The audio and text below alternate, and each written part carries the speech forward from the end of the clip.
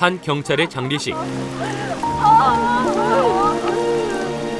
사망한 경찰은 언더커버 형사였는데요. 저 선배가 언더커버를 된다. 해외 파견 나간 줄 알고 있었는데. 조용히 말해 이 자식아. 기자들 귀에 들어가면 어떡하려고 이 새끼가. 그때 나타난 한 남자.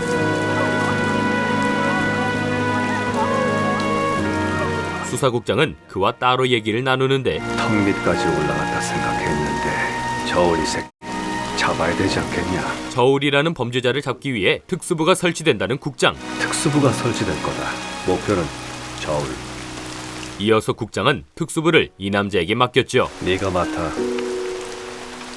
그렇게 특수부 팀장을 맡게 된 남자 형민. 형식적인 인사는 그만두죠. 일단 앉으시죠. 형민은 곧장 조직 저울파에 대한 브리핑을 시작하고 우리 특수부가 조직된 이유는 저울을 잡기 위해서입니다. 조폭과 약쟁이들이 결합한 거대 마약 조직 저울파 두목 저울. 마약으로 시작해 사채 유흥업소. 그가 움직이는 지하경제의 돈은 매해 수천억에 이를 것이라고 추정되고 있습니다. 이어서 저울을 잡기 위한 핵심 인물을 짚었죠. 김뽕, 김충석, 넙치, 박태수. 이들이 실질적인 조직을 끌고 가는 자입니다. 그리고 며칠 뒤 본격적인 수사에 들어간 특수부는 뱁새라는 저울파 조직원을 찾아내는데 타겟 등장. 뱁새는 불법 거래 중이었고 저기 약점. 돈 줘 돈. 딸 팔아먹는 거죠. 약값 대신으로. 아저씨가 잘 들어. 그 순간 형사 경비가 참지 못하고 뛰쳐나갔지요. 아 이런 씨. 야 너 차 있어. 뱁새를 쫓아간 경비는 아이를 지키며 제압을 시도하고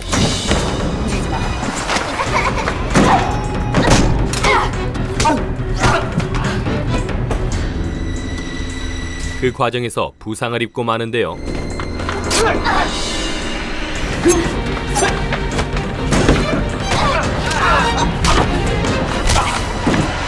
그래도 무사히 뱁새를 처리한 경미.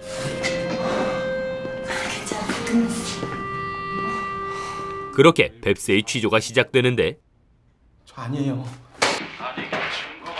아이고 수고 많으십니다. 죄송합니다, 팀장님. 하지만 이때 뱁새를 빼가는 검사. 우리 안 검사님이 저 친구 데려오라는데요. 직접 수사하시겠다고. 이에 형민은 어쩔 수 없이 뱁새를 보내주죠. 우린 또 보게 될 거다. 꼭. 그리고 잠시 후 뱁새와 검사가 있는 현장을 덮친 형사들. 야 지영미, 너 여기서 뭐 하는 거야? 사실 아까 전 형민은 뱁새의 옷깃에 주적기를 붙여뒀고 또 보게 될 거다. 이를 통해 뱁새를 찾아낸 거였죠. 반납해야지. 그리고 오랜만입니다. 안 검사님. 원래 목적이었던 안 검사에게 정보를 묻는데요. 원하는 게 뭐야? 저울에 대한 정보. 그게 목표였어? 하루 시간 드리죠. 뱁새는 제가 데려갑니다. 그리고 다음날 안 검사는 마지못해 정보를 건넸죠. 그렇게 형민의 조사가 시작될 쯤 서울의 한 창구에선 엄청난 양의 현금이 누군가에게 보내지는데 수고했다. 가봐. 그 돈은 곧 박사라는 남자에게 전해집니다. 박사님 접니다. 입금 들어왔습니다. 어떻게 할까요? 더 그냥. 박사 또는 박사 아들이라 불리는 남자 시연이 저울의 돈을 빼돌린 거였고 진짜 그렇게 해도 괜찮겠습니까? 저울 형님 가만히 안 있을 텐데요. 다음날 저울에게도 시연의 일이 보고됐죠. 박사 이 아직 입금 안 했습니다. 야 아무래도 네가 손 좀 봐야 되겠다. 어? 영혼이 묻으란 얘기야. 이에 저울파 2, 3인자 김뽕과 넙치가 나섰는데 아이 어디 가서 찾지 이걸. 수라면 혹시 알고 있지 않을까요? 수? 이후 시연의 오른팔 수를 찾아간 넙치. 박사는 이제 끝났다. 그러니까 어디 있는지 알고 있으면 털어. 시간 좀 주라. 아이 나도 알아봐야 될 거 아니야. 오케이. 내가 룸 하나 빼줄 테니까 가서 형님은 몸 좀 풀고 있어. 하지만 수는 완전히 시연의 편이었죠. 어쩔 거냐 진정. 끝을 봐야지. 상대가 저울이야. 그리고 시연은 사실 8년 전부터 지금을 계획했는데요. 내 여기까지 오는데 8년 걸렸다. 그래. 인생 뭐 있냐? 이에 수는 명령을 내렸고 쳐. 뭐야 이거? 얘들아 쳐! 그렇게 넙치에게 습격이 이루어졌지요. 그리고 같은 시각 야 가자! 시연과 수는 조직원들을 모아 보스 저울의 집에 쳐들어갔는데요.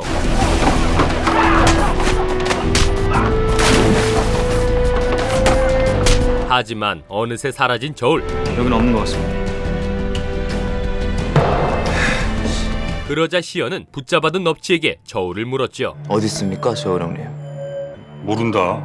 근데 뽕 형님은 알고 계실 거다. 이에 바로 김뽕에게 연락을 했고 어떻게 됐어? 이쁘게 껴주기로 했습니다. 근데 수이놈이 형님한테 직접 말씀 올리겠답니다. 그렇게 넙치를 이용해 위치를 알아냈는데요. 가구 공장이다. 오늘 밤 거기서 너 대신할 놈을 뽑는 된다. 그러니까 이제 내 살길을 좀 알려줘야지. 드세요, 바로. 아이 진짜. 이후 돈을 챙겨 달아나는 넙치. 나왔습니다. 하지만 이때 너 저거? 형민이 넙치를 막았고 야 너 뭐야? 다 빨리 안 빼! 결국 넙치가 붙잡혔지요. 이후 형민은 붙잡아온 넙치를 잔인하게 다루는데 발가락부터 시작해서 머리까지 차근차근 잘라줄게. 잠깐. 눈을 하지 마. 넙치가 버텨봤지만 결국 말할게. 김뽕 형님 말고 있을 거다. 그렇게 넙치가 김뽕을 분 순간 들어가세요. 형사들이 들이닥쳤죠. 아, 살살 좀 합시다. 죄송합니다. 살아있는 연기를 위해서. 이들이 연기를 한 이유는 바로 넙치의 입을 열기 위해서였고 아니, 꼭 저런 식으로 해야 되는 겁니까? 넙치 같은 저런 선수 빠꼬미가 경찰이 조진다고 술술 털어놓을 것 같냐? 놈이 말한 장소 지금부터 24시간 감시 들어갑니다. 출발하시죠. 그렇게 형사들이 정보를 얻은 한편 수가 시연에게 넙치의 소식을 전했죠. 넙치엄 자크 내렸대. 진정 어쩔 거냐? 본청 특수부 이 새끼들 분명 가구 공장 털고 들어올 거고. 이에 어쩔 수 없이 작전을 접는데요. 접어야겠지? 그래 접자. 들어가라. 하지만 시연은 넙치의 말이 걸렸고 가구 공장이다. 오늘 밤 거기서 너 대신할 놈을 뽑는 된다. 잠시 후 앞눈 잡았습니다. 형사들이 대기 중인 가구 공장에 누군가 나타나는데요. 자, 손님 도착했습니다. 그는 다름 아닌 시연이었죠. 이어서 김뽕이 조직원들과 공장에 도착하고 이에 형민이 대기를 지시하는데요. 타겟 확인했다. 특공도 출동 준비하고 특수부가 뒤를 맞는다. 하지만 이때 먼저 김뽕 쪽을 기습한 시연.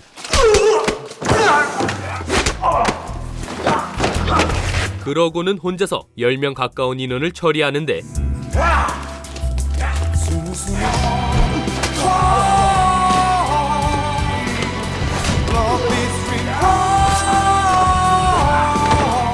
끝내 김뽕이 혼자 남은 순간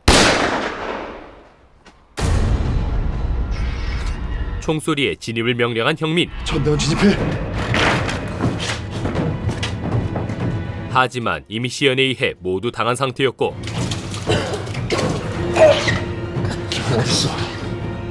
어딨어? 이에 형민이 곧장 뛰어나왔지만 이미 시연이 김뽕을 데리고 간 뒤였죠. 아까 들어간 놈들 숫자하고 지금 누워있는 놈들 숫자 일치해요? 딱 두 놈이 비는데 한 놈은 김충섭일 거고 한 놈이 비는데요? 김뽕을 눈앞에서 놓친 형민은 조직원에게 범인을 물었는데요. 누가 김춘섭이 데려갔냐고! 박사아들! 박사아들? 그렇게 형민은 박사아들, 즉 시연의 존재를 알게 됐고 잠시 후 경미와 시연의 정체를 추측하는데 왜 김충섭이 끌고 갔을까? 어쩌면 박사아들 목표 우리랑 같을지도 몰라. 형민은 단번에 시연의 목표를 파악했죠. 저울이 목표야. 저울과 전쟁할 정도로의 큰 조직이 여태 우리 첩보에 한 번도 걸리지 않았다는 게 다른 조직이 아니야. 쿠데타다. 그런 한편 오랜만입니다. 김뽕을 통해 저울을 찾아낸 시연. 아빠 누구야? 아빠 친구 사업 얘기 좀 할 게 있어서. 전에 못했던 얘기 계속하죠. 앉으세요. 시연은 저울에게 바지 사장을 제안했고 형님 자리 위치 다 그대로입니다. 대신 사업은 제가 하고 형님 집에서 편하게 월급만 받으시면 됩니다. 이 저울 보고 바지를 해라. 저울이 거부하자 시연이 아들을 언급하며 협박을 하는데요. 아들이 보는 앞에서 형님 옷을 벗길 겁니다. 팬티까지 싹. 이리저리 질질 끌고 다니면서 죽을 때까지 멈추지 않을 거고요. 많이 해보셨으니까 알겠죠. 아들에겐 잊지 못할 좋은 추억이 될 겁니다. 이에 저울은 제안을 받을 수밖에 없었지요. 얼마를 줄 텐가? 공장 어디 있습니까? 그렇게 제조 공장을 알아낸 뒤 시연은 조직의 대모 진숙과 고문 낭만을 만났고 저울을 잡았다는 게 사실이야? 네. 문제는 많아야 2달 버틸 수 있는 양일 겁니다. 아니, 저울이 직접 제조한 거 아니었나? 저울 형님 댁 부산이 있습니다. 그들에게 상황을 알리며 조직 부산에 대해 묻는데요. 이제부터 우리가 저울 형님 바지로 부산과 거래를 해야 됩니다. 간단하게 얘기해서 부산에 대해 아는 건 전부 무조건 내게 말해줘야 된다는 겁니다. 하지만 그 시각 부산의 보스 조 회장은 시연을 언짢게 여겼고 박사 아들이라고 아세요? 알고 있습니다. 그 인연 이제 끝내세요. 깨끗이. 조 회장의 명령을 받은 남자는 이후 시연과의 옛 기억을 떠올리는데 그럼 참 예술로 치네. 가만 요거 씨 뿌리고 도망간 야속한 가가 혹시 박사 아닌가? 과거 그는 진숙과 함께 시연을 가족처럼 챙겼고 네가 박사 아들이가? 어? 박사 아들! 박사 아들이란 별명을 붙인 사람이 바로 이 남자 사파리였죠. 그렇게 사파리가 서울로 향할 무렵 시연은 수에게 저울을 맡기는데요. 내가 갈게. 진정 함정일 수도 있어. 그러니까 내가 가. 형님 네가 지켜 내가 믿고 간다. 하지만 잠시 후 애인의 전화에 수는 방을 나갔고 아 어딘데? 아 그래? 니들끼리 치고 있어. 같은 시각 시연은 차에서 모르는 핸드폰을 발견하죠. 이거 뭐냐? 그런데 그건 다름 아닌 사파리의 전화였고 간만이네. 저울 형님 찾고 있다고 풀어주라. 안 되겠는데요. 죽어 그럼. 예정을 봐서 오늘은 인사만 하고 갈 테니까 그럼 또 보자. 이에 시연이 뭔가를 알아차리는데 차 돌려. 차 돌려 빨리! 하지만 그 순간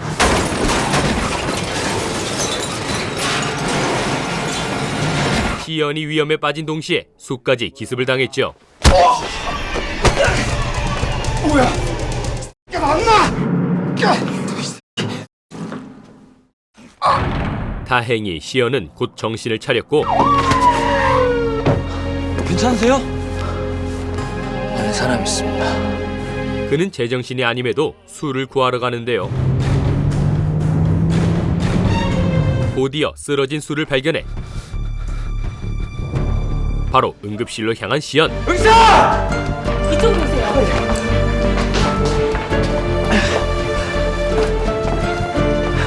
그렇게 수를 간신히 살린 와중 사파리는 저울에게 조 회장의 뜻을 알렸죠. 당장 지훈아 너 회장님하고 직접 통화하게.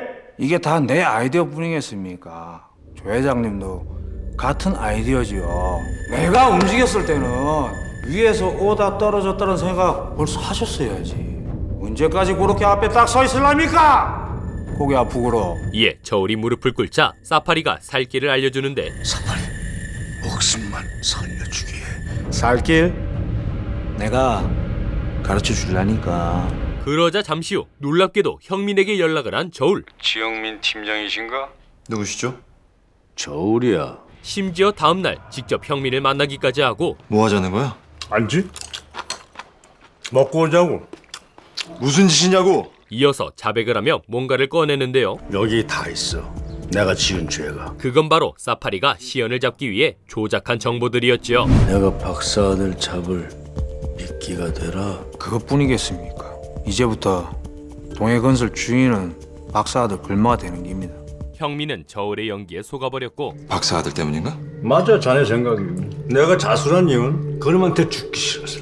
이에 박사 아들 시연에 대해 조사를 시작했지요. 지금 우리가 할 일은 박사 아들을 잡는 것뿐입니다. 지금으로서 박사 아들이 유일하게 진실에 가까운 자입니다. 각 청서에 협조공문 보내서 박사 아들에 대한 정보는 뭐든 전부 가져오세요. 그런데 이때 대뜸 경미를 팀에서 자르는 형민. 이 형사는 오늘부로 정보팀에서 일합니다. 경미가 이를 따졌지만 형미는 막무가내였고 왜요? 이유가 뭐예요? 진작에 이랬어야 했는데 늦어서 미안해. 지금 날 위해서 이런다는 거예요? 나 경찰이라고요. 정보팀도 수사원이고 경찰이야. 이게 널 지킬 수 있는 내 최선의 방법이다. 그렇게 두 사람이 다툰 한편 누군가 시연 측 사람인 진숙을 찾아왔는데요. 그는 다름 아닌 사파리였죠. 그날로 박사 그놈 빽가루 뿌려야 돼. 진숙은 그에게 시연을 건들지 말라고 하는데 시연이 건들지 마. 약속해. 그거는 그 대학이 나름 아니겠나. 그때 이곳에 온 시연. 형님 오셨습니다. 알았어. 박사 왔어. 꺼져. 그럼 또 보자. 다행히 시연이 사파리와 마주치진 않았고 시연아, 웬일이야? 연락도 없이? 시연은 오자마자 저울의 일을 알렸죠. 자주 했다? 저울 형님? 넌 또 뭔 수작이래? 날 인정 못하겠다는 부산의 뜻이야. 나하고는 거래하기 싫고 저울 형님은 팔다리가 다 잘렸고 그래서 저울 형님 자주 시킨 거야. 부산 조직이 시연을 노린다는 말에 진숙이 불안해하지만 안 되겠다. 일단 넌 빠져 있어. 연락 없었어? 누구? 사파리 아저씨. 사실 진숙을 의심하고 있었던 시연. 내가 나간 후 바로 저울 형님 데려갔어. 보지 않고는 할 수 없는 작업이야. 우리 중에 사파리 씨 눈 귀가 있다는 얘기야. 너 지금 나 의심하는 거야? 아니야? 아니 내가 왜 뭐하러? 그리고 진숙에게 확실한 경고를 남겼죠. 수 그렇게 만든 너 누구든 용서하지 않아. 한편 사파리는 또 다른 일을 꾸미는데요. 인자 기술 좀 부려볼까? 오 스트라이크. 약이 떨어진 시연의 상황을 이용할 계획인데 박사가 유통을 잡고 있지만 간절하게 대학이 없어. 그 절실한 사정은 이진숙이도 너무 잘 알고 있지. 어떻게든 세기를 뚫어서 공을 세워보려고 할 거고 저울 형님이 썰을 풀어준 덕에 지영민이는 박사라면 자다가도 벌떡 일어나게. 됐네? 그럼 약은 누가 온 거네? 운반책은 저울에게 악감정이 있는 김뽕에게 맡겼죠. 폴리스가 눈 부라리고 있는 거래 장소로 형수님을 메시고 가라. 이거 아닙니까? 그러면 저울의자는 이끼다. 저울 형님 의자만 확실하게 약속해 주신다면요. 뭐. 그렇게 시작된 사파리의 작전. 진짜 거래라고 생각해. 가라라고 생각하는 순간 우리 기술도 가라가 되는 기다. 사파리의 부하 한 명이 브로커로 위장해 진숙을 만났고 반갑습니다, 이 대표님. 진짜 거래를 하듯 입을 털었죠. 가격은? 싸지. 아주 저렴해. 덩어리당 한 장 정도. 작은 거 2장 빼. 오케이. 그리고 같은 시각 형민의 지시로 정보팀에 온 경미. 각청서 마약과에서 진행 중인 사건을 모니터해주면 돼. 이후 사건 경위서를 보던 도중 저울의 정부라는 여자를 확인하는데요. 네, 수고하십니다. 본청 특수부 이경미 경장입니다. 신고 전화를 하나 받고 하우스를 털었는데 이 여자 가방에서 3kg가 나왔어요. 김은수. 자기가 저울의 여자고 이 약도 저울 거랍니다. 근데 이걸 누구한테 전달해줘야 된다고 하던데. 박사 아들?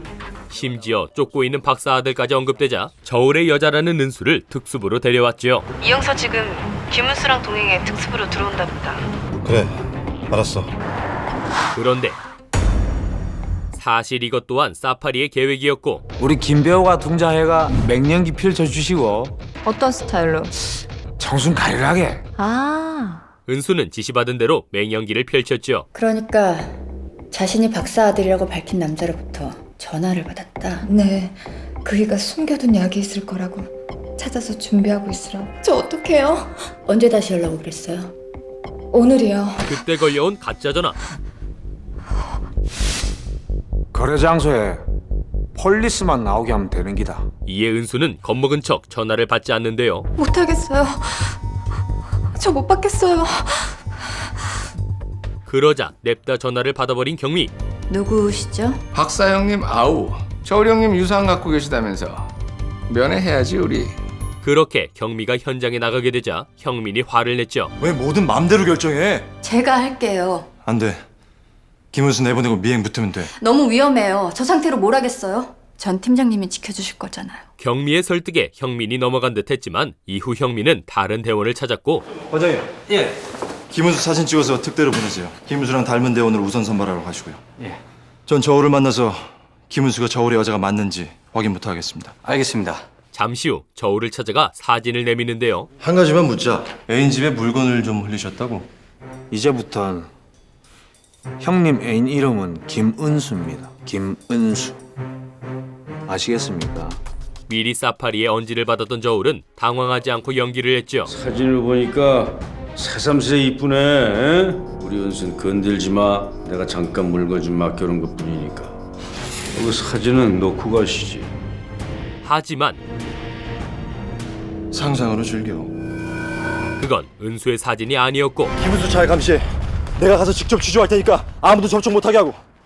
곧이어 저울이 사파리에게 사진을 알리는데요. 나 저울이야. 우리 지영민이가 사진을 한 장 가졌는데 말이지. 지영민이가 은수 사진을 혹시 턱 밑에 점이 있었습니까? 무슨 점? 지영민이. 그렇게 거짓을 알아챈 형민은 곧장 은수를 추궁했죠. 당신 여기 보낸 그 놈이 누구냐고. 3kg나 되는 을 함부로 던질 수 있는 놈이 누구냐고. 지금 무슨 말씀을 하시는 건? 누구 지시 받은 거야? 그런데 이때 경찰청 차장이 형민의 수사 방식에 화를 내는데요. 정보를 제공한 참고인을 고문해? 제정신이야? 지금 가서 참고인한테 정중히 사과하고 박사들이란 놈 당장 잡아와. 알았어? 형민이 은수의 정체를 밝혀도 믿지 않았죠. 저 여전 참고인이 아니라 조직 조직원입니다. 증거 있어? 사실 30분 전 우리 차장님 경찰밥 드신 지 20회가 넘으셨죠? 어떻게 총장까지는 가보셔야 될 텐데. 사파리를 만났던 차장. 가셔서 확실하게 단도리 부탁합니다. 사파리의 말에 넘어간 차장이 형민을 방해한 거였지요. 김은수 대신 내보낼 형사는 특수부에서 뽑고 박사들이란 놈 무슨 수를 써서라도 잡아와. 알았어? 네. 그렇게 사파리의 뜻대로 흘러가는 와중 은수를 위장한 경미. 뭐야 그것은? 김은수로 위장한 겁니다. 김은수가 가짜 애인이라고 해도 박사 아들을 잡고 싶어하는 것만은 분명하고요. 어쩌면 이번 작전 박사 아들뿐만이 아니라 저울 뒤의 숨은 인물도 밝혀낼 수 있지 않을까요? 경미의 설득에 형민은 출동을 명령했고 이후 경미에게 립스틱 모양 도청 장치를 건넸지요. GPS가 장착돼 있어. 이렇게 돌리면 도청 장치가 작동되고 지니고 있어. 어디든 내가 찾을 수 있게. 그리고 잠시 후 경미가 접선 장소로 들어가는데요. 이때 경미를 붙잡는 남자. 애인이랑 같이 아니, 그 상대가 누군지는 안 물어보시나? 접선을 위해 경미를 데리러 온 조직원이었지요. 시형사 따라붙어. 이에 경민은 몰래 도청 장치를 작동시켰고 이를 통해 형민이 대화를 엿듣는데 벽에 이런 비밀문 만드느라고 애 좀 썼겠는데. 갑자기 끊겨버린 도청 소리. 그리고 경미가 들어갔던 방엔 아무도 없었지요. 여기 맞는데? 이때 형민이 벽에 수상한 점을 발견했고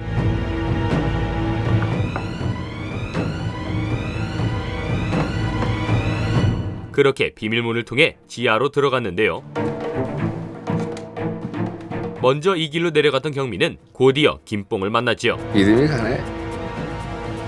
믿음이 가. 김뽕, 김충섭 이들이 실질적인 조직을 이끌어가는 자들입니다. 그런 한편 가짜 브로커와 거래 약속을 잡는 진숙. 오늘 준비한 건 덩어리 3개. 뭐 적당하네. 그럼 어떻게? 이쪽으로 오실까? 장소는 내가 정해. 그러니까 그게 어딘... 발길 닿는 데 가서 전화할 테니까 대기해. 진숙의 까칠한 반응에도 사파리는 여유로운데요. 저쪽은 약이 없어. 급한 김장 안 닦고 기별 올 게다. 김뽕한테 전화 넣어라.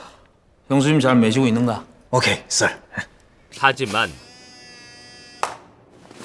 김뽕은 자신이 미끼라는 게 마음에 들지 않았죠. 나보고 미끼가 되라. 못 가고 이씨. 그는 경미가 저울의 애인이라 알고 있었고 내가 우리 형수 살 길을 알려준다. 물건 던지고 조용히 내빼. 그게 살 길이야. 사파리의 작전을 따르지 않고 약을 노리는데요. 지금 형수하고 나하고 박사 잡을 미끼라고. 그 시각 몰래 들어왔던 형민은 조심히 기척을 살폈죠. 그런데 이때 고재범! 후배 형사 때문에 일이 꼬이는데요. 미쳤어, 야! 같이 가요! 총소리에 김뽕이 함정을 눈치채버렸고 아니 나이씨. 야, 너 뭐야? 너 누구야? 이거 경찰에 야호한 거야? 가방 안에 물건 있어. 확인해봐. 이에 경민은 약을 빌미로 목숨을 지켰죠. 샘플이야. 나머지도 필요하지 않아? 나머지 어디 있어? 날 죽이면 물건 영원히 못 찾을 거야. 그러자 김뽕이 경미를 데려가는데 이를 바로 앞에서 놓쳐버린 형민. 전파 방해 지역에서 벗어났으니까 지금 즉시 이 형사 위치 추적해. 그래도 이후 위치 추적을 통해 바짝 뒤를 쫓는데요. 한편 물건을 챙길 생각에 신이 난 김뽕. 정말 괜찮으시겠어요? 새 덩어리면 30개도 땡길 수가 있어. 근데 그걸 외면하고 나보고 박사들 잡을 미끼가 되시라. 하지만 이때 대뜸 부하가 차를 세웠고 뭐야 이 새끼야? 야! 그 순간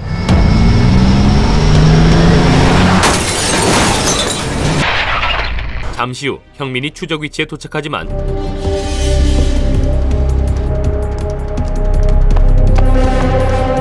현장엔 부서진 장치만 남아있었지요. 지금 당장 이 형사 휴대폰 위치 추적해. 그리고 경미를 데려간 건 다름 아닌 사파리였고 이용사 휴대폰 지금 시그널이 잡히지 않고 있습니다. 이후 경미는 어딘지 모를 장소에 옮겨지는데요. 그런데 사고로 큰 부상을 입은 것 같은 경미. 그 시각 김뽕은 사파리에게 흠씬 맞고 있는데요.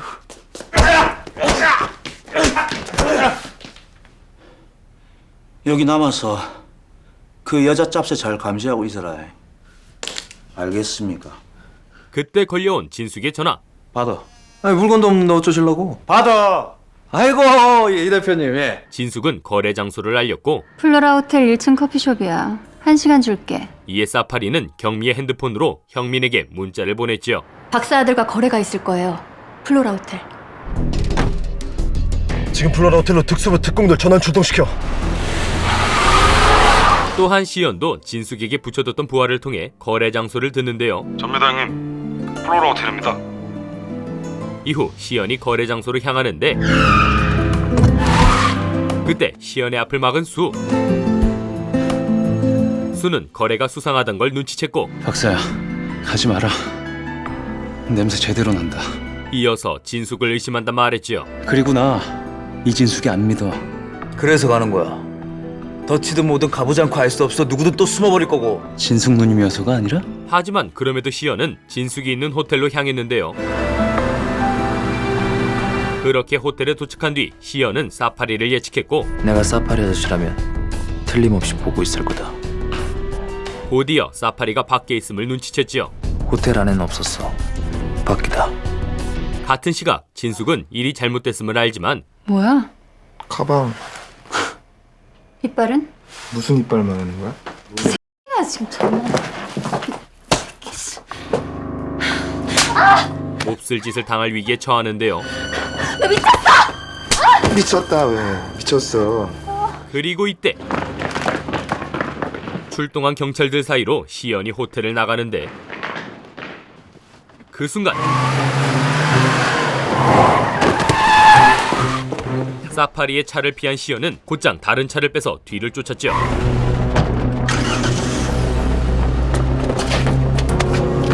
그리고 경민이 이를 목격했지만 지금 중요한 건 거래 현장을 덮치는 것. 하지만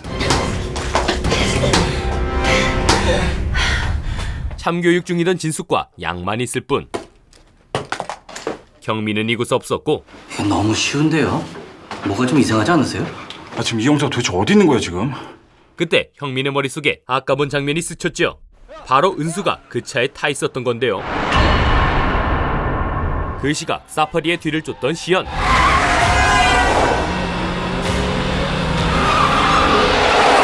하지만 곧 사파리를 놓쳤고 그때 은수가 시연을 공격했죠. 이에 시연이 바로 반격하는데요.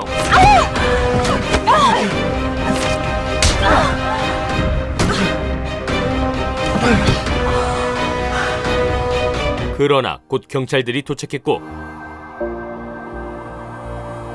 시연은 그렇게 은수를 둔 채 도망을 갔죠. 그리고 같은 시각 뚜껑을 발라. 강도가 든 어느 편의점. 죽여버린다. 쏜다. 이때 시연이 들어오는데 돈 내라 빨리. 강도의 협박에 관심도 없는 시연. 계산부터 합시다. 뭐야? 이거 뭐야? 너 장님이야? 쏜다. 쏴. 그리고 시연은 단번에 강도를 쫓아냈죠. 덕분에 무사한 알바생 수미는 시연의 상처를 보고 약을 주는데요. 필요하실 것 같아서. 고맙습니다. 뒤이어 쓰러진 시연을 도와주려 하지만 괜찮아요? 뭐야 당신? 난 그냥 많이 다치신 것 같아서. 함부로 옆구리 들어오는 거 아닙니다. 그렇게 수미를 밀어낸 뒤 시연은 혼자 상처를 치료했고 이후 밴드를 보자 뒤늦게 수민의 말이 떠올랐죠. 아까 저도 자전거 타다 넘어져서. 그런 와중 시연은 자신을 찌른 은수에 대해 알아보려 하는데 병원 좀 알아봐. 무슨 병원? 그 여자 아직 안 죽었을 거야. 곧이어 은수가 입원한 병원을 찾아냈고 은수를 찾아가 사파리를 물었죠. 당신 대답에 따라 상황은 바뀝니다. 사파리, 지금 어딨어? 대답 안 해? 그렇게 은수는 시연에게 붙잡혔고 없어지다니. 그게 무슨 소리야? 쇼부를 쳐도 검사랑 칠라니까 그냥 넘기세요. 진숙과 현장에서 잡혔던 조직원은 형사의 협박에도 입을 열지 않는데요. 네가 알고 있는 전부 모두 말해 이 새끼야. 야, 하나, 둘, 셋, 싸봐요. 빨리 이경수 어딘지 말해. 이때 취조실에 들어온 형민. 그리고 걱정 마. 카메라 꺼놨으니까. 냅다 총을 쏘고 조직원을 협박했죠. 여기서 네 말 믿을 사람 아무도 없다. 경찰 폭행 후 도주 중에 총 맞은 거다. 잘 생각하고 대답해. 도주 중에 사살될 수도 있으니까. 말할게요. 그렇게 형민은 경미의 위치를 알아냈고 당신들이 보낸 그 엿잡새 거기 있어요. 그 시각 수와 형민 또한 은수를 통해 같은 장소로 향하는데요. 거기 없으면 진정 넌 죽어. 알았어? 한편 어딘가로 경미를 데려가려던 김뽕. 이에 경미가 도망을 시도하는데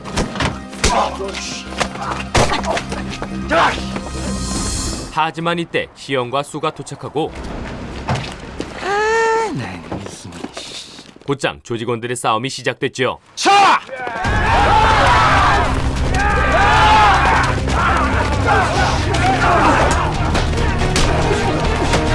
이 와중에 김뽕은 몰래 빠져나가는데 그 모습을 본 경미가 그를 쫓았고 그때 마침 형민과 형사들이 도착했죠. 2조, 3조 뒤쪽으로 나머지 따라와. 형민이 들이닥칠 무렵 건물 안에선 경미가 김뽕을 미행 중인데요. 그런데 왜 이렇게 끈질겨? 미행을 들킨 순간 시연이 나타났고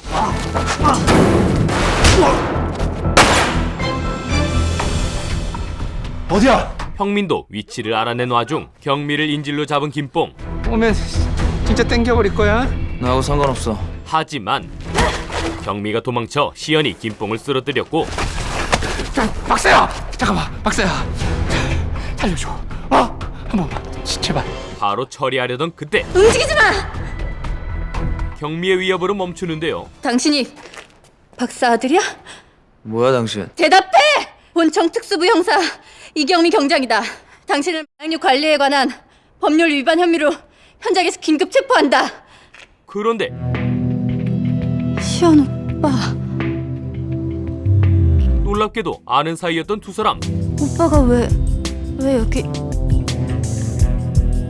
두 사람은 사실 어린 시절 보육원에서 처음 만났는데요.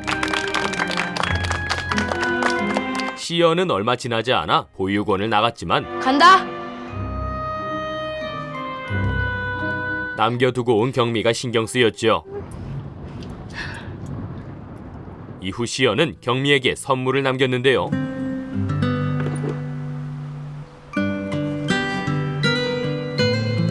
그러나 몇 년 후 시연의 소식이 끊겼고 그렇게 시연을 기다리던 경미는 어느 날 일진들에게 붙잡히는데 너 보고 진짜 원조 교제 하라는 얘기 아니거든? 그냥 네 깔쌈한 비주얼 좀 빌리자고. 싫은데? 경미가 요구를 거절하자 일진들이 그녀를 폭행했죠.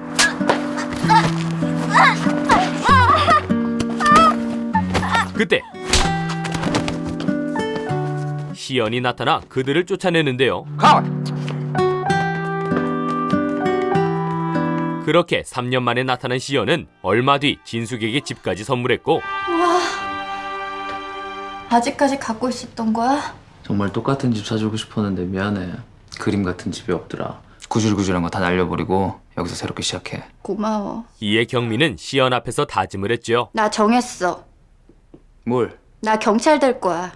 그날의 다짐으로 경미는 경찰이 됐는데요. 왜 하필 안 받아? 보여줘야 되는데. 그리고 언니! 수민아. 놀랍게도 시연을 도와줬던 알바생 수민이 경미의 옆에 있었죠. 들어가자. 언니! 또한 어째선지 시연은 축하한다. 당시 모습을 감췄고 그렇게 10여 년이 흐른 지금 시연 오빠. 경미와 시연이 만난 건데요. 오빠가 설마 박사 아들. 그런데 이때 누군가의 지시로 경미가 처리되고 말았지요. 그때 부대원들과 들어온 형민. 경미야.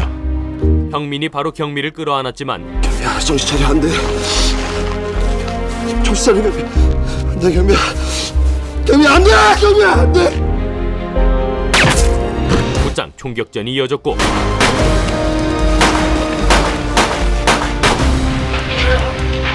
잠시 후 끝내 경미는 싸늘한 주검이 되어 실려갔죠. 그런 한편 수미는 경미의 죽음을 모른 채 친구와 경미 얘기를 하는데요. 생각나냐? 우리 파출소 끌려갈 때마다 경미 언니가 달려와서 빼내줬던 거. 우리 진짜 경미 언니 없었으면 어쩔 뻔했냐? 그러게. 아, 보고 싶다 경미 언니. 그리고 다음날 경찰대 합격 소식에 잔뜩 신이 난 수민. 축하합니다. 윤수민 학생은 합격하셨습니다. 전화. 언닌가? 하지만 이때 반장 아저씨! 우리 언니는? 언니 좀 바꿔줘봐. 수민에게 경미의 소식이 전해졌고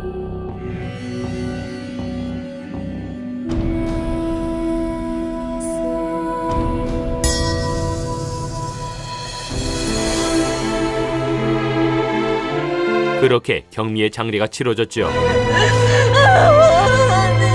경미야, 네가 이러고 있으면 안 된다니까. 그 시각 형민이 깨어나는데요.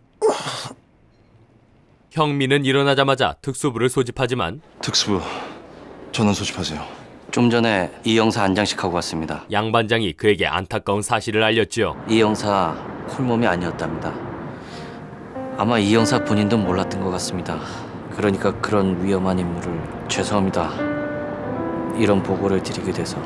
알고 보니 형민은 경미와 결혼을 약속한 사이였고 정말 멋지게 청혼하고 싶었는데 너무 늦었지.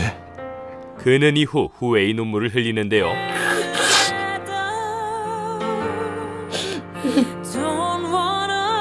그런데 이때 경미의 묘를 찾아온 시연.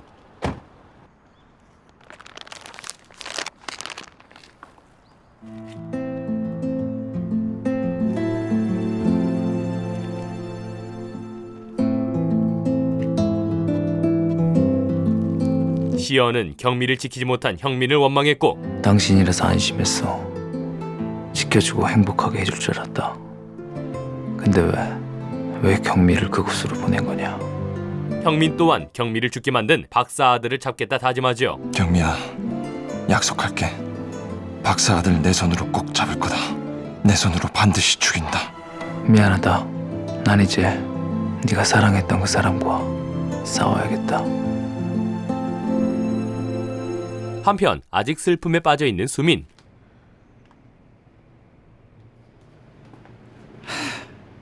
어떻게 이렇게 안 좋은 일이 겹쳐서 오냐? 응? 이에 사장이 그녀에게 에너지 음료를 주는데요. 마셔. 마셔, 쭉. 그런데 잠시 후 알고 보니 몹쓸 짓을 하기 위해 약을 탔던 사장. 그 순간 수민이 다행히 정신을 차렸고 이제 시작인데. 필사적으로 반항해 사장을 기절시켰죠.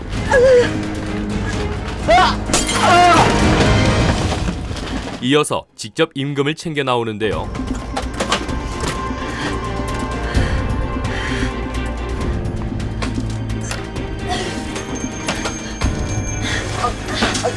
하지만 이후 경찰서에 잡혀온 건 수민이었고 연락을 받고 온 형민은 냉정하게 말했지요. 흉기에 묻은 네 짐은 피해자 진술, 목격자 증언에 따르면 넌 특수강도죄에 해당하게 돼. 당연히 경찰대 합격은 취소되겠지. 그동안 일한 시급 챙긴 것뿐이야. CCTV 봤으면 다 알 거 아니야. CCTV는 녹화되고 있지 않았어. 나쁜 새끼. 지금부터 내가 하는 말 잘 들어. 난 널 전과자로 만들 생각도 없지만 여기서 빼내줄 생각도 없다. 무슨 소리야? 그리고 넌 언더커버가 될 거니까. 대뜸 수민에게 언더커버를 제안하는데요. 박사 아들을 찾을 수 있는 유일한 열쇠가 지금 구치소에 있다. 넌 이진숙, 그 여자가 있는 구치소로 가게 될 거고 그녀의 사람이 돼야 돼. 갑작스러운 제안에 수민이 당황했지만 확신에 차 말하는 형민. 나보고 죄도 없이 감옥에 가라고? 그래. 내가 어떻게? 전부터 난 이진숙한테 언더커버를 심을 계획이었어. 그 적임자를 찾고 있었는데 오늘 만났어. 보육원 출신의 돈 때문에 사람을 때린 너. 대신 약속할게. 이 일을 하게 되면 넌 경찰이 될 기회를 잡게 될 거야. 아님 범죄자로 살던가. 선택해. 언제나 선택은 네 몫이니까. 그날 새벽 수민은 고민 끝에 결정을 내렸죠. 아저씨, 저 전화 한 통화만 쓸게요. 그래. 알았다. 그러자 형민은 곧장 국장을 찾아갔고 이진숙한테 언더커버를 심겠다고. 그것도 이제 갓 들어간 신입생을. 이에 국장은 고민했지만 잠시 후 총장님 허가를 받아냈는데요. 총장님 사인 떨어졌다. 감사합니다. 너무 감사할 거 없어. 그렇게 범죄자가 되어 감옥에 들어간 수민. 그리고 진숙과 같은 방에 배정을 받게 되죠.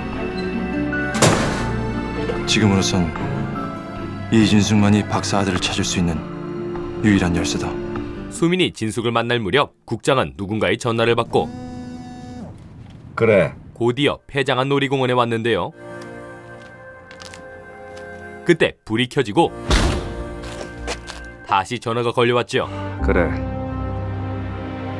어디냐? 그런데 왜 경미를 그곳으로 보낸 겁니까? 놀랍게도 상대는 시연이었는데요. 경미를 죽인 게 누굽니까? 지금 수사 중에 있고 네가 가장 유력한 용의자야. 지금 여기서 아저씨 죽이고 다 끝낼 수도 있어. 그때 밝혀지는 진실. 네 마음 어떤 상태인지 안다. 하지만 이것만 명심해. 네가 경찰이란 사실, 언더커버란 사실. 사실 국장이 심어둔 언더커버 형사였던 시연. 넌 경찰이야.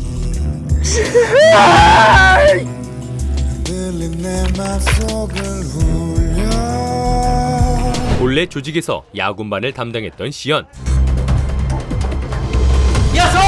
거기서! 야! 그날도 시연은 경찰들에게 쫓기며 약을 전했는데요. 빨리! 문! 가방 던지라! 아니 타세요 문! 가방부터 던지라!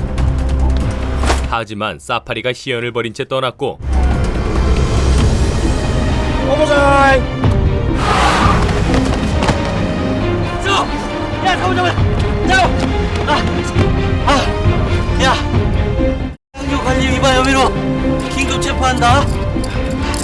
그렇게 붙잡혀온 시연에게 당시 담당 형사였던 민국장이 진실을 알렸죠. 언제까지 네 엄마를 죽인 너 밑에서 약심부림을 하고 있을 거야?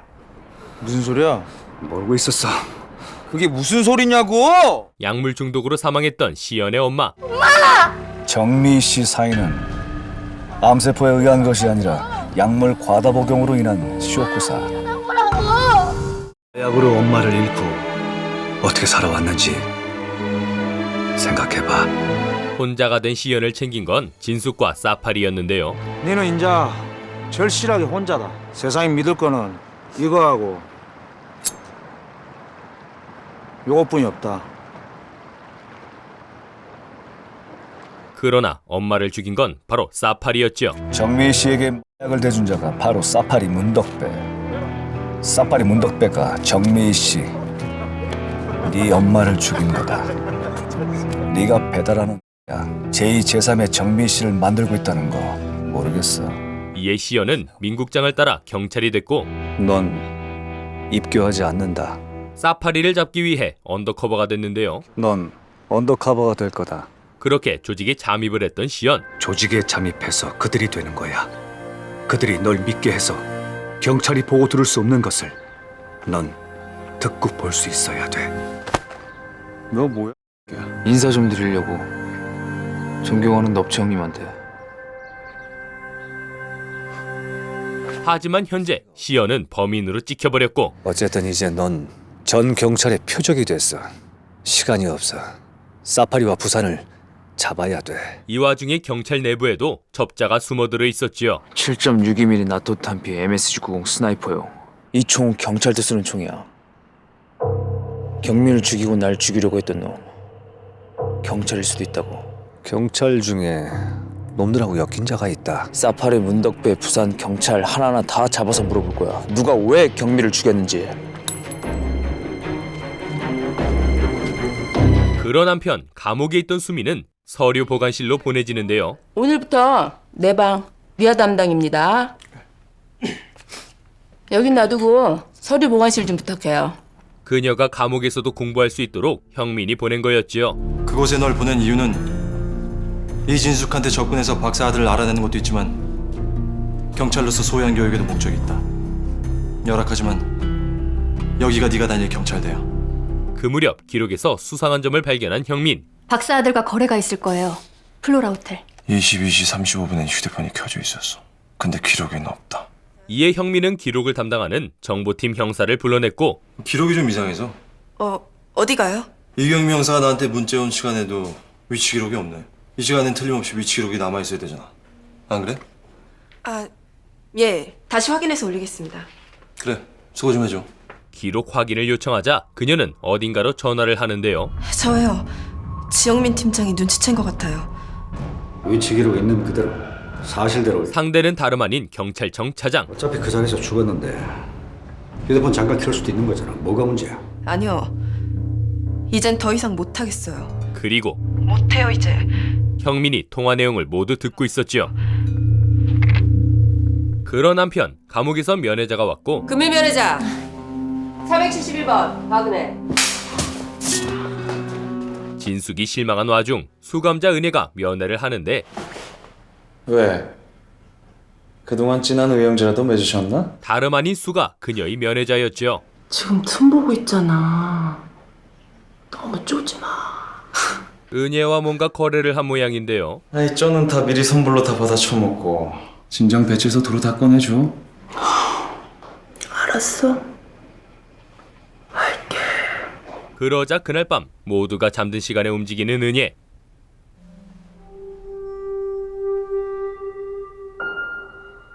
진숙을 향해 칼을 든 순간 수민이 몸받쳐 그녀를 막았죠.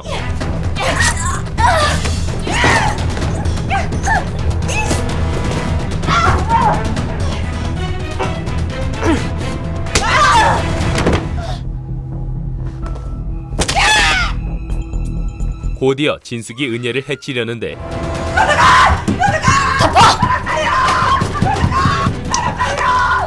그때 교도관이 나타났고 무슨 한밤중에 무슨 스포츠들 하시나. 목류병 걸린 애가 있어서. 그렇습니까? 그럼 아무것도 아닌 거네. 빨리빨리 정리들 하시고 추심들 하시고. 이에 은혜가 수민을 공격했죠.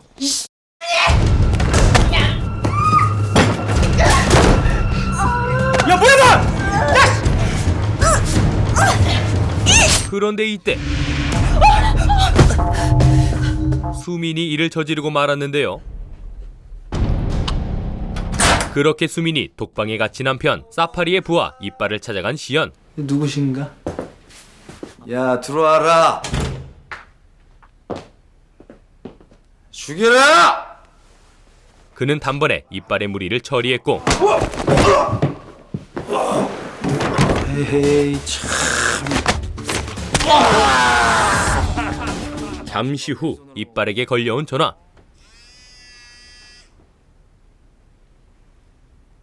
시연을 눈치챈 사파리의 전화였는데요. 박사가 사파리 아저씨 살아있네? 잘 지내시죠? 곧 찾아뵙겠습니다. 뭐야? 그래, 들어가자. 그렇게 통화를 마친 뒤 시연은 대뜸 이빨에게 자수를 지시했죠. 왜? 너 자수해야겠다. 이후 민국장이 이빨에 자수를 전했고 정보를 통해 압구정 이빨이란 놈이 자수사를 밝혀왔는데 이놈의 말이 이진숙 사건에 대한 배후 정보를 알고 있다는 거야. 이에 형민은 지난번 색출한 첩자를 알리는데 그보다 지금 내부 첩자를 색출했습니다. 무슨 소리야 그게? 서영경 형사가 정보를 팔아먹고 있었습니다. 이어서 형민은 혼자서 작전을 짰고 이번 일 그 누구든 노터치 제 방식대로 합니다. 압구정 이빨이라는 놈 1시간 후에 제가 지정한 장소로 오라고 해주십시오. 알았다. 1시간 안에 지정한 장소로 이빨 보내. 경찰은 누가 나옵니까? 특수부 지형민 팀장이다. 잠시 후 형민은 무슨 생각인지 첩자로 들통난 서 형사에게 지원을 부탁했죠. 서 형사, 네. 이 형사 대신 서 형사가 현장 지원 좀. 제가 어떻게... 어려울 거 없어. 봄수생만 하면 돼. 압구정 이빨이 여자거든. 자, 출발합시다. 그 시각 사파리도 차장을 통해 이빨의 자수를 알게 되는데요. 이빨이 자수를 한다. 알겠습니다. 말하는 거 좋아하는 이빨이 침묵할 리는 없고. 아하, 박사 아들. 우리 박사 아들 다 자랐네. 한편 이빨은 시연에 의해 기둥에 묶였고 묶어놨습니다. 그래, 수고했다. 어쩔 생각이신지 여쭤봐도 되겠습니까? 이용해봐야지, 경찰을. 이때 현장에 형민이 도착했죠. 곧 이빨을 발견하지만 이빨이냐? 맞습니다. 맞으니까 이거 좀 풀어주시고 일단 내가 지금 조금만 기다려라. 조금 이따 상대해 줄 테니까. 형민의 현재 목표는 이빨이 아니었는데요. 반장님, 시작하세요. 팀장님 지시 떨어졌어. 가서 이빨 몸수색해. 네. 그의 지시에 서 형사가 나왔고 이후 이빨을 발견한 그녀는 바로 함정이란 걸 깨닫지만 어려울 거 없어. 봄수생만 하면 돼. 압구정 이빨이 여자거든. 한 발짝도 움직이지 마. 형민이 이미 서 형사를 겨누고 있었죠. 네가 있는 바로 그곳. 놈이 그 근처에서 문자를 보냈어. 근데 네가 올린 보고서엔 그 기록은 빠져 있었고 그날 나한테 알리지도 않았어. 왜? 전 아무것도 몰라요. 이에 서 형사가 발뺌하자 망설임 없이 총을 쏴버린 형민. 핸드폰 위치 추적만 됐어도 내가 조금만 더 빨리 도착해서도 경민 죽지 않았어. 경민, 네가 죽인 거나 마찬가지야. 형민은 서 형사를 이용해 차장을 불러내려 하는데요. 경미 기록 지우라고 지시한 놈한테 전화해서 살려달라고 말해. 그자가 널 구하러 올지 기다려볼까. 하지만 이때 김뽕이 도착하고 나 왠지 꺼림직하네. 뭐야 이거? 일단 쟤는 잡아. 예. 이거다! 경찰이야 나. 뭐래? 형님, 여기 경찰이라는데요? 그는 서 형사를 바로 사파리에게 보고했죠. 아 여기 기둥에 번데기처럼 붙어있는 놈 하나 하고 또 지가 경찰이라고 우기는 하나 빼고 아무도 없는데. 예, 알겠습니다. 이에 곧 명령이 떨어지는데 죽이랜다 너. 그 순간 형민이 쏜 총에 김뽕이 맞았죠. 이어서 특수부가 현장에 들이닥쳤고 하나 둘 잡히는 와중 이빨은 은수에게 처리되는데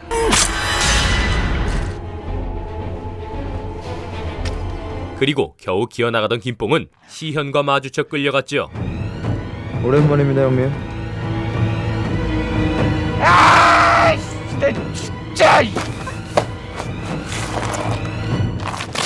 이후 그 흔적을 발견한 형민.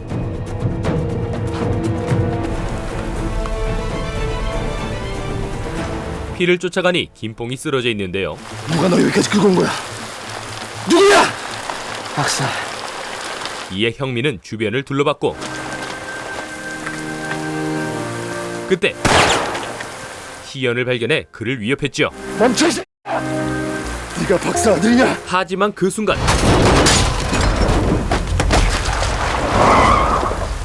수가 나타나 형민을 쳐버렸는데요. 마무리 안 지어? 나 안 하면 돼. 경찰 죽이는 거야. 그렇게 시연을 놓치고 병원에 실려간 형민.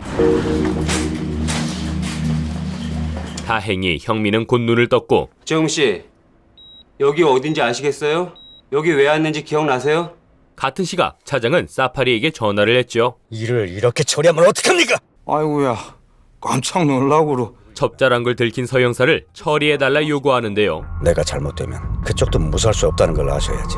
서윤경이 있는 병원 위치 보낼 테니까 확실하게 마무리하세요. 그러자 잠시 후 서 형사 병실에 들어가는 한 남자. 그가 서 형사를 처리하려던 순간 누구 지시 받은 거냐? 형민이 남자를 잡아챘죠. 누가 보낸 거야? 이후 형민은 그를 보여주며 서 형사에게 윗선을 물었고 이래도 침묵할 생각이야? 정말 아무것도 몰라요. 저자를 시켜서 널 죽이려 했다고. 강 차장이에요. 곧이어 차장이 윗선이라는 확실한 증거까지 확인하는데요. 이 형사 휴대폰 위치 지금 당장 삭제해. 지영민이가 이경미 형사를 찾지 못하게 만들어. 이에 형민은 곧장 차장에게 전화를 했죠. 접니다, 차장님. 그래, 이 팀장. 방금 서윤경 형사가 입을 열었습니다. 저한테 잡혀서 개쪽을 당하시겠습니까? 아니면 품위를 지킬 수 있는 자수를 선택하시겠습니까? 그런데 이때 차장에게 총을 겨눈 사파리. 여보세요?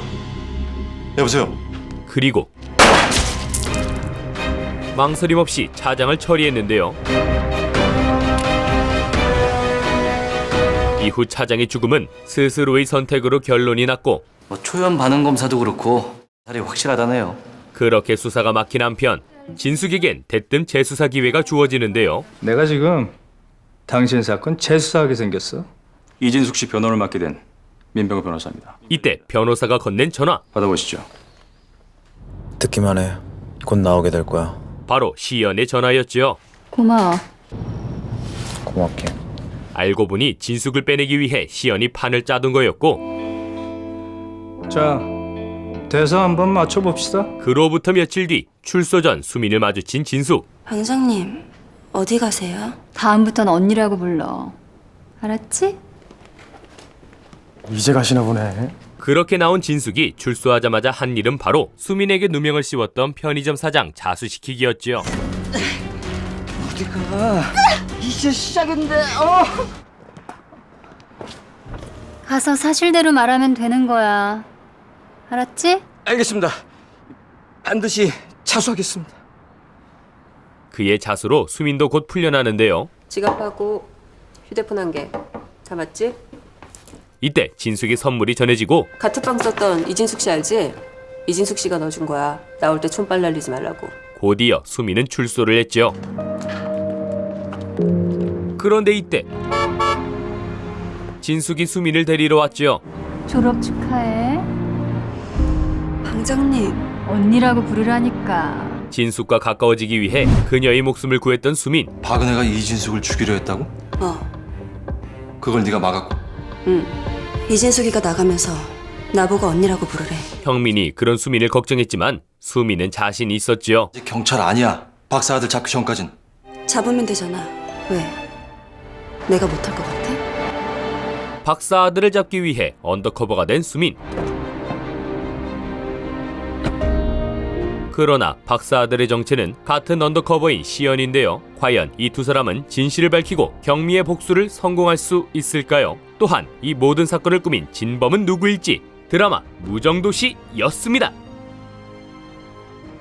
무정도시는 2013년 JTBC에서 방영됐던 드라마로 무려 10년 전 작품인데요. 언뜻 식상할 수 있었던 언더커버라는 소재를 다양한 시선과 신선한 반전으로 새롭게 그려낸 작품이었습니다. 또한 정경호 배우의 제대 후 첫 복귀작이기도 한데요. 당시 느와르풍의 캐릭터를 새롭게 선보여 많은 호평을 받기도 했죠. 또한 쉴 새 없이 이어지는 사건들과 매회 반전이 쏟아지는 스토리는 전개와 결말을 예측할 수 없어 더욱 흥미진진한 느낌을 주는데요. 그럼 여기까지 드라마 무정도시 소개해드렸고, 이후 내용이 궁금하신 분들은 고정 댓글에 링크를 남겨두었으니 JTBC 홈페이지에서 무정도시 몰아보시는 걸 추천드리며 저는 이만 물러가겠습니다. 지금까지 드림텔러였습니다.